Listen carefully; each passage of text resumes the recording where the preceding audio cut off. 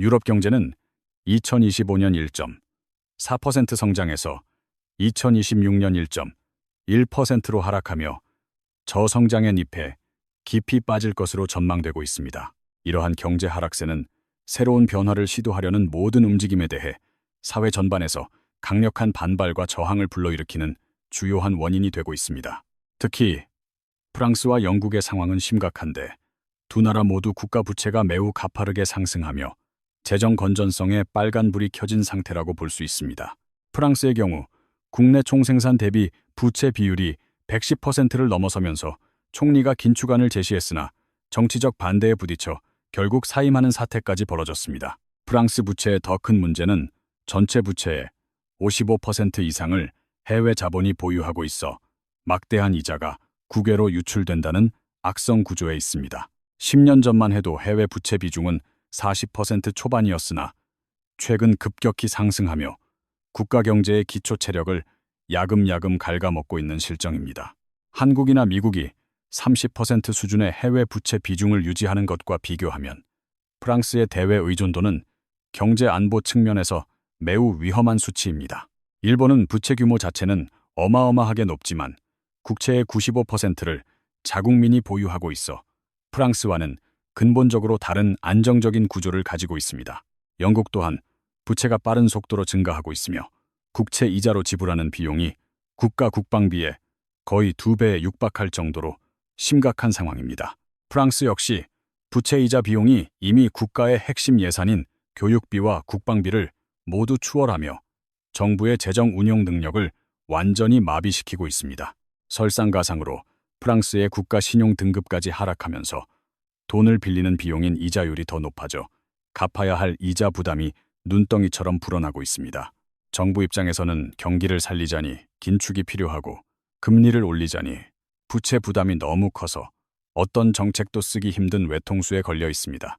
물론 프랑스가 당장 가난한 나라로 전락하는 것은 아니며 여전히 방위산업과 제조업 분야에서 세계적인 경쟁력과 기술력을 보유하고 있는 선진국입니다.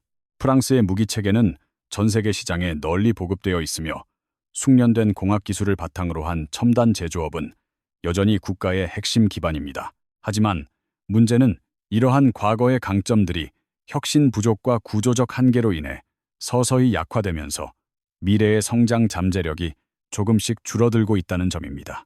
당장 선진국 대열에서 이탈하지는 않겠지만 현재의 복합적인 위기 상황을 개선할 뚜렷한 돌파구가 보이지 않는다는 사실이 전문가들이 지적하는 핵심입니다. 러시아의 위협이 실존하는 상황에서 유럽 국가들은 재정난 속에서도 오히려 국방비를 강제로 늘려야만 하는 모순적인 처지에 놓여 압박을 받습니다. 제조업 경쟁력을 높이기 위해 규제를 완화하거나 정부 차원의 대규모 산업 투자가 절실하지만 바닥난 재정 상태로는 아무것도 실행하기 어려운 구조입니다. 사회적 합의 또한 실종된 상태로 강력한 세력을 가진 강성 노조의 반발은 정부의 구조 개혁안이 통과되는 것을 번번이 가로막는 장애물이 됩니다. 관광 수입이 여전히 막대한 비중을 차지하고 있지만 서비스업에만 의존하는 경제 구조는 국가의 장기적인 성장, 잠재력을 회복시키기에는 턱없이 부족한 모습입니다. 유럽 경제가 이처럼 전반적으로 어려움을 겪는 근본적인 원인을 살펴보면 가장 먼저 디지털 전환이라는 거대한 흐름에서의 실패를 꼽을 수 있습니다. 2000년대 들어서면서 미국과 유럽의 경제 격차는 급격하게 벌어졌으며 이는 기술 혁신을 주도하는 플랫폼 기업의 유무에서 결정적인 차이가 났습니다. 현재 미국 경제를 이끄는 매그니피센트 세븐과 같은 첨단 기술 기업들과 비교했을 때 유럽에는 그만큼의 영향력을 가진 혁신 기업이 거의 전무합니다. 마이크로소프트가 90년대 후반부터 시장을 지배해온 장수 기업임에도 불구하고 유럽은 그 이후에 등장한 새로운 기술 패권 싸움에서 완전히 밀려났습니다. 유럽 경제를 여전히 지탱하고 있는 것은 과거의 영광인 전통 산업 기업들이지만 이들조차도 급변하는 글로벌 시장 환경에서 고전을 면치 못하고 있습니다. 독일을 대표하는 세계적인 자동차 브랜드인 메르세데스 벤츠나 BMW조차도 최근 전기차 전환과 소프트웨어 경쟁에서 밀리며 위기감이 고조되고 있습니다. 유럽이 디지털 혁신에 실패한 가장 큰 내부적 이유는 창의성을 억누르고 변화를 방해하는 너무나도 촘촘하고 강력한 각종 규제 시스템에 있습니다. 기존 사업자들을 과도하게 보호하는 정책과 새로운 신규 사업자가 시장에 진입하는 것을 막는 수많은 법적 장치들이 혁신의 싹을 잘라버린 것입니다. 환경보호나 개인정보 보호, 그리고 노동자의 권리 보장과 같은 비경제적 가치들에 지나치게 치중하면서 경제 성장의 동력은 상대적으로 약화되었습니다. 탈원전을 주도하며 환경을 강조한 결과로 유럽의 전기요금은 폭등했고, 이는 막대한 전력을 소모하는 데이터 센터 운영에 치명적인 비용 부담이 되었습니다. 개인의 권리와 가치를 중시하는 것도 좋지만 국가의 지속 가능한 성장을 유지할 수 있는 수준 내에서 경제적 효율성과의 균형을 맞추는데 실패했습니다. 물론 네덜란드의 ASML이나 덴마크의 노보 노디스크처럼 특정 분야에서 세계적 경쟁력을 유지하며 재정 건전성을 지키는 모범적인 사례들도 존재합니다.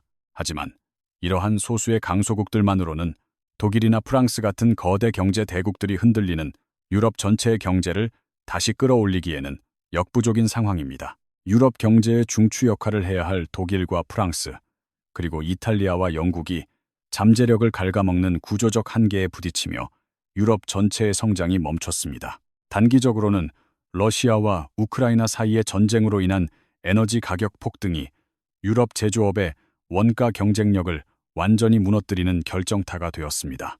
또한 밀려드는 이민자들을 사회의 건전한 구성원이자 능력 있는 인재로 통합하는 데 실패하면서 사회적 비용만 증가하는 심각한 갈등을 겪고 있습니다. 유럽 경제의 주요 수출국이었던 중국의 내수 경기가 장기 침체에 빠지면서 유럽 기업들의 수출길이 막힌 것 또한 현재의 고통을 가중시키는 원인입니다. 유럽이 야심차게 추진했던 그린 전환 정책은 아이러니하게도 저렴한 가격을 무기로 시장을 장악한 중국산 친환경 제품에 대한 의존도만 높여놓았습니다.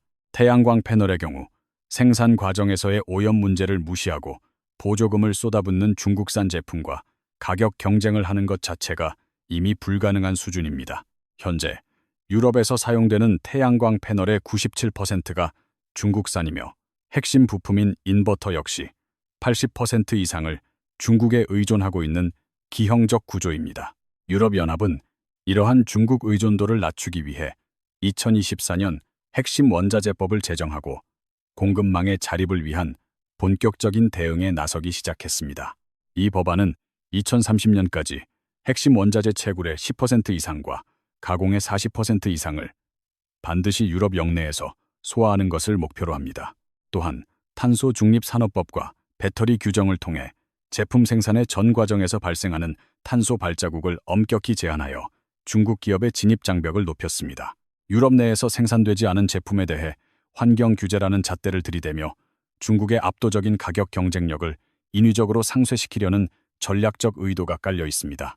하지만 유럽 내의 높은 인건비와 환경 비용을 고려할 때 과연 이러한 법안들이 실제로 효력을 발휘하여 중국산을 대체할 수 있을지에 대해서는 회의적입니다.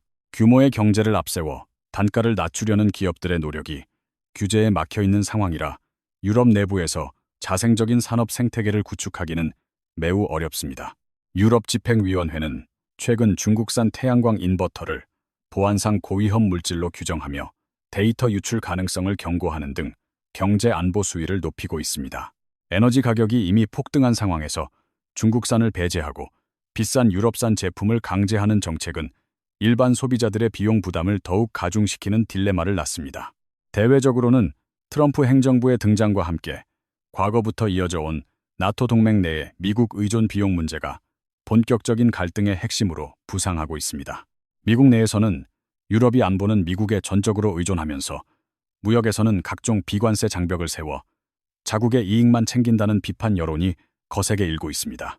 미국의 안보 전략가들은 건국 이후 최대의 위협인 중국을 꺾는 것을 제1순위 목표로 삼고 중동과 유럽에서의 개입은 점진적으로 줄이려 합니다.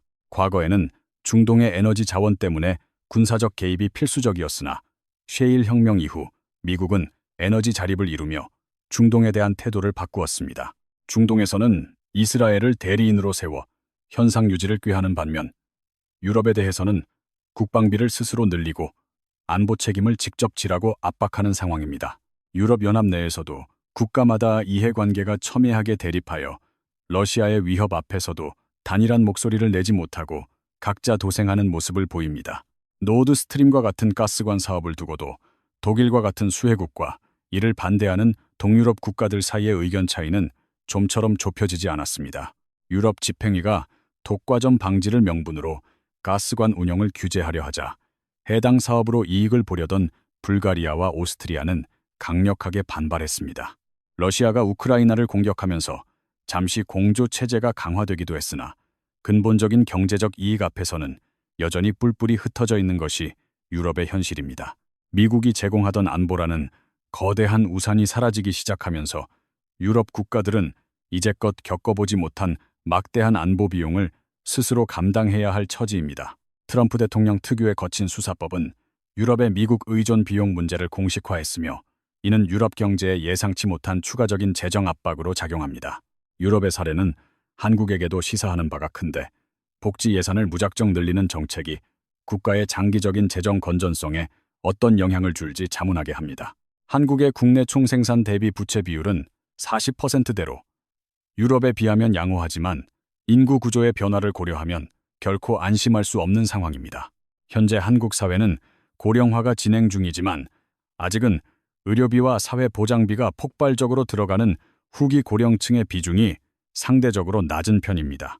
하지만 75세 이상의 후기 고령층 비중이 본격적으로 늘어나기 시작하면 국가 재정에 가해지는 압박은 상상을 초월할 정도로 거세질 것입니다. 생산 가능 인구가 가파르게 줄어드는 시점에서 부채가 조금이라도 늘어난다면 이는 미래 세대에게 감당하기 힘든 짐을 떠안기는 무책임한 결과가 됩니다. 재정의 지속 가능성을 항상 염두에 두어야 하며 단순히 현재의 표심을 얻기 위한 선심성 복지 정책은 국가의 미래를 갉아먹는 독이 될 수 있습니다. 유럽의 디지털 유로 논의 역시 흥미로운 대목인데 비자나 마스터와 같은 해외 결제 수단으로부터 금융 자립을 시도하려는 움직임의 일환입니다. 2023년에 입법 초안이 만들어졌음에도 불구하고 유럽연합 내부의 복잡한 이해관계와 반대로 인해 실제 도입까지는 험난한 여정이 예상됩니다. 계획대로라면 2027년부터 시범 운영을 시작해야 하지만 현금 사용 비중이 유독 높은 유럽 시민들의 보수적인 성향이 큰 걸림돌이 되고 있습니다. 프랑스 시민의 44%가 디지털 유로라는 단어 자체를 들어본 적이 없다고 답할 정도로 유럽의 디지털 인프라와 인식은 매우 뒤처져 있습니다. 금융 자립이라는 거창한 목표를 세웠음에도 불구하고 이를 뒷받침할 기술적 기반과 사회적 합의가 부족하여 무산될 위기에 처해 있는 실정입니다. 무엇인가 새로운 것을 시도하려 할 때마다 겪는 유럽의 극심한 사회적 반발은 변화하는 글로벌 시대에 적응하는 것을 사사건건 가로막고 있습니다. 유럽의 사례를 거울 삼아 우리나라도 어려운 국제 정세 속에서 현재 우리가 가진 강점들이 언제까지 유효할지 냉정하게 자문해 보아야 할 시점입니다. 과거에는 반도체 하나에만 의존했다면 최근에는 조선과 방위산업 그리고 원자력 분야에서 새로운 활로를 찾고 있는 점은 매우 긍정적인 신호입니다. K-콘텐츠와 K-푸드 같은 서비스 산업 역시 세계적인 인기를 얻으며 한국 경제의 외연을 넓히고 활력을 불어넣는 중요한 축이 되었습니다. 하지만 이 모든 성과에도 불구하고 급격한 인구 감소와 저출산 문제는 한국 경제의 근간을 흔들 수 있는 가장 치명적이고 본질적인 위협 요소입니다. 기업들이 해외에서 지금과 같은 뛰어난 성과를 계속 낼 수 있도록 뒷받침하는 건강한 경제적 토양이 앞으로도 유지될 수 있을지 장담하기 어렵습니다. 유럽이 겪고 있는 쇠퇴의 과정을 면밀히 분석하고 그들이 저지른 실수를 되풀이하지 않도록 국가적인 차원의 전략적 대응과 사회적 합의가 절실합니다. 지금 당장의 풍요에 취해 미래를 대비하지 않는다면 우리도 모르는 사이에 성장 잠재력이 고갈되어 선진국의 지위를 위협받을 수도 있다는 경고입니다. 젊은 세대에게 희망을 주고 지속 가능한 경제 구조를 만들기 위해 기성세대가 기득권을 내려놓고 구조개혁에 동참해야 하는 어려운 과제가 남았습니다. 국제정세의 거대한 파고 속에서 한국이 생존하기 위해서는 유럽의 사례를 반면교사로 삼아 재정 건전성과 산업 혁신이라는 두 마리 토끼를 잡아야 합니다. 유럽의 경제 침체는 단순히 일시적인 현상이 아니라 수십 년간 쌓여온 구조적 모순이 한꺼번에 터져나오는 필연적인 결과라고 할 수 있습니다. 디지털 대전환의 시기를 놓친 대가는 혹독하며 한때 세계를 호령하던 유럽의 기업들은 이제 미국의 빅테크 기업들의 안방을 내어주었습니다. 혁신적인 스타트업이 탄생하기 어려운 척박한 규제 환경은 젊고 유능한 인재들이 유럽을 떠나 미국이나 아시아로 향하게 만드는 요인이 됩니다. 노동시장의 경직성 또한 심각하여 고용과 해고가 자유롭지 못한 구조는 기업들이 새로운 기술 투자를 주저하게 만드는 결정적인 걸림돌입니다. 프랑스의 강성 노조가 주도하는 대규모 파업은 국가 시스템을 마비시키고 글로벌 투자자들로 하여금 유럽 시장에 대한 매력을 떨어뜨리게 만듭니다. 에너지 안보를 타국에 의존했던 전략적 실수 역시 러시아, 우크라이나 전쟁을 통해 뼈아픈 교훈으로 남았으며 제조업 기반을 뿌리째 흔들었습니다. 원자력 발전을 포기하고 신재생 에너지에만 올인했던 성급한 에너지 정책은 결국 전기료 급등이라는 부메랑이 되어 돌아와 가계 경제를 압박합니다. 유럽연합이라는 거대한 공동체는 의사결정 속도가 너무 느려 급변하는 글로벌 경제전쟁의 현장에서 기민하게 대응하지 못하고 뒤처집니다. 각국의 정치적 이해관계가 얽히고 설킨 상황에서 도출된 어설픈 타협안들은 문제의 본질을 해결하기보다는 임시방편으로 모면하는 데 그칩니다. 이민자 문제로 인한 사회적 비용 증가와 극우 세력의 부상은 유럽의 통합 정신을 훼손하고 내부 갈등을 증폭시키는 심각한 위협 요인입니다. 중국의 부상을 견제하기 위해 내놓은 각종 보호무역 조치들은 오히려 유럽 기업들의 비용을 높여 글로벌 경쟁력을 약화시키는 역설적인 상황을 만듭니다. 미국 트럼프 행정부의 자국 우선주의 정책은 유럽에게 더 이상 공짜 안보는 없다는 사실을 각인시키며 막대한 국방비 분담을 강요하고 있습니다.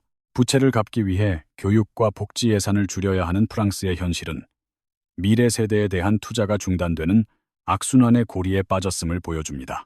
영국의 브렉시트 이후 나타난 경제적 혼란은 단일 시장에서의 이탈이 국가 경제에 얼마나 치명적인 타격을 줄 수 있는지 여실히 증명했습니다. 관광업과 같은 서비스업은 외부 환경 변화에 취약하며 제조업 기반이 무너진 상태에서의 서비스업 성장은 사상 누각에 불과하다는 점을 명심해야 합니다. 유럽의 사례를 통해 우리는 국가의 성장 동력을 유지하기 위해서는 끊임없는 규제 혁신과 기술 투자가 필수적이라는 사실을 다시금 깨닫습니다. 한국 역시 제조업의 디지털 전환을 서두르지 않는다면 유럽의 전통 산업들이 겪고 있는 쇠퇴의 길을 그대로 걷게 될 위험이 매우 큽니다. 인공지능과 로봇 기술을 적극적으로 도입하여 줄어드는 노동력을 대체하고 생산성을 획기적으로 높이는 것만이 한국 경제가 살 길입니다. 정치권은 눈앞의 표심보다는 100년 뒤의 미래를 내다보는 해안을 가지고 고통스럽더라도 반드시 필요한 구조개혁을 단행해야 할 시점입니다. 우리 사회 구성원 모두가 위기의식을 공유하고 대화와 타협을 통해 지속가능한 대한민국을 위한 새로운 사회적 계약을 체결해야만 합니다. 결국 유럽 경제의 침체는 단순히 숫자상의 하락을 넘어 한 시대의 패러다임이 저물고 있음을 알리는 엄중한 경고음과 같습니다. 과거의 영광에 안주하며 변화를 거부했던 선진국들이 어떻게 서서히 활력을 잃어가는지 우리는 프랑스와 영국의 사례를 통해 보았습니다. 우리나라는 현재 반도체와 조선 등 주력 산업에서 선전하고 있지만 인구 절벽이라는 거대한 재앙이 발등에 불로 떨어진 상태입니다. 생산 가능 인구의 급격한 감소는 내수 시장의 붕괴뿐만 아니라 국가 시스템을 유지하기 위한 세수 부족 문제로 직결될 수밖에 없습니다. 지금 당장 고통스럽더라도 연금 개혁과 노동시장 유연화 그리고 교육 개혁이라는 3대 과제를 해결하지 못하면 미래는 없습니다.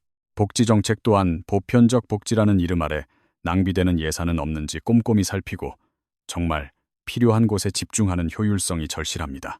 유럽의 강성 노조 사례에서 보았듯 집단 이기주의에 함몰되어 변화를 거부하는 문화는 결국 국가 전체를 공멸의 길로 인도하게 됩니다. 디지털 전환은 선택이 아닌 생존의 문제이며 인공지능 기술을 산업 전반에 이식하여 노동 생산성을 극대화하는 혁신이 일어나야 합니다. 규제 샌드박스를 더욱 확대하여 젊은 창업자들이 실패를 두려워하지 않고 마음껏 도전할 수 있는 역동적인 경제 생태계를 만들어야 합니다. 에너지 자립 역시 국가 안보의 핵심이며 원전 기술을 더욱 고도화하여 저렴하고 안정적인 전력을 산업 현장에 공급할 수 있어야 합니다. 대외적으로는 요동치는 국제 정세 속에서 한미 동맹을 굳건히 하되 우리만의 실리적인 외교 전략을 통해 국익을 극대화해야 합니다. 트럼프 행정부와 같은 자국 우선주의 흐름에 대비하여 공급망을 다변화하고 기술 초격차를 유지하여 대체 불가능한 국가가 되어야 합니다. 재정 건정성은 국가가 위기에 처했을 때 사용할 수 있는 마지막 보루이므로 정치적 목적을 위해 함부로 훼손해서는 절대 안 됩니다. 후세대한테 빚더미를 물려주는 세대가 되지 않겠다는 기성세대의 결단과 책임감이 그 어느 때보다 필요한 엄중한 시기를 지나고 있습니다. 유럽이 겪는 쇠락의 전조 증상들이 한국 사회 곳곳에서도 나타나고 있다는 사실을 우리는 결코 가볍게 여겨서는 안 될 것입니다. 위기는 기회라는 말처럼 지금의 복합 위기를 냉철하게 분석하고 구조개혁의 동력으로 삼는다면 한국은 다시 한번 도약할 수 있습니다. K 콘텐츠와 푸드가 보여준 문화적 저력을 산업 전반으로 확산시켜 한국을 세계가 동경하는 혁신의 아이콘으로 만들어가야 합니다. 이번 유럽 경제 분석을 통해 우리가 나아가야 할 방향이 명확해졌으며 이제는 말보다 행동으로 혁신을 증명해야 할 때입니다. 지속 가능한 대한민국을 만드는 것은 정부의 몫만이 아니며 기업과 시민사회 모두가 한마음으로 뭉쳐야만 가능한 거대한 과업입니다. 오늘 우리가 내리는 결정이 수십 년 뒤 후손들의 삶을 결정한다는 사실을 명심하며 더 나은 미래를 향해 힘차게 나아갑시다.